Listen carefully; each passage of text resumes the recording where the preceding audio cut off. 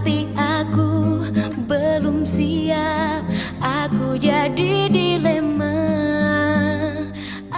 Kepala KSP Muldoko pernah mengatakan vaksin sekarang ini bukan lagi persoalan obat, tapi persoalan geopolitik dan geostrategi. Selain itu, Muldoko juga mengatakan pemerintah tengah menyiapkan alternatif vaksin lain seperti AstraZeneca dan Pfizer, serta mengharapkan vaksin dalam negeri yakni Merah Putih dan Nusantara. Perkataan Muldoko terkait persoalan geopolitik dan geostrategi vaksin mengingatkan kembali pada diplomasi vaksin Cina yang merajalela di Asia Tenggara dan di seluruh dunia, serta upaya para pemimpin aliansi Quad yaitu AS, India, Australia, dan Jepang dalam mengantisipasi vaksin Cina. Langkah keempat negara dalam melawan diplomasi vaksin Cina sangatlah logis, sebab meski negara lain darurat corona, Cina malah mencetak rekor surplus perdagangan. Bayangkan sepanjang 2020 Cina menjadi satu-satunya negara yang perekonomiannya tumbuh pesat.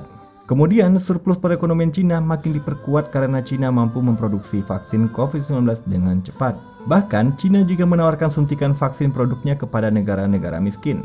Namun ironis, di balik bantuan vaksin COVID-19, Cina mengharapkan adanya imbalan kerjasama diplomatik jangka panjang. Tapi Indonesia bukanlah negara miskin. Pemerintah memilih membeli Sinovac yang dipermudah pembeliannya oleh Cina. Namun, pembelian vaksin Sinovac oleh pemerintah RI kini terhalang berbagai faktor. Mulai dari keengganan publik mengikuti program vaksinasi, hingga vaksin gratis skema COVAX. 23 Maret kemarin, Direktur Riset SMRC Denny Irvani mengatakan 29% masyarakat tidak mau melakukan vaksinasi, 46% masyarakat mantap divaksin, 23% ragu-ragu, dan 2% tidak menjawab.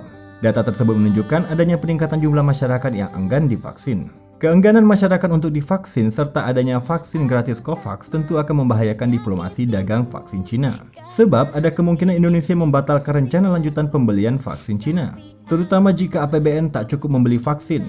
Ditambah adanya polemik impor 1 juta ton beras yang menambah beban APBN. Mendak Muhammad Lutfi menegaskan rencana impor beras adalah langkah antisipasi dan menjamin impor beras tak akan menghancurkan beras lokal. Walau impor beras baru wacana, tentunya APBN harus disediakan, maka akan ada anggaran APBN yang dirombak.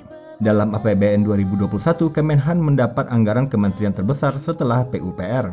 Anggaran Kemenhan tersebut salah satunya dialokasikan ke program alutsista, non-alutsista, dan sarpras pertahanan sebanyak 42,65 triliun rupiah. Kini ada 3 pilihan anggaran di APBN yakni pangan, vaksin, dan pertahanan. Terserah pemerintah akan mengalokasikan kemana. Namun yang pasti uang negara tak akan cukup untuk mengalokasi ketiganya. Namun, sebaiknya pemerintah memilih pangan dan pertahanan, karena selain banyak masyarakat yang enggan divaksin, Indonesia juga mendapatkan vaksin gratis COVAX.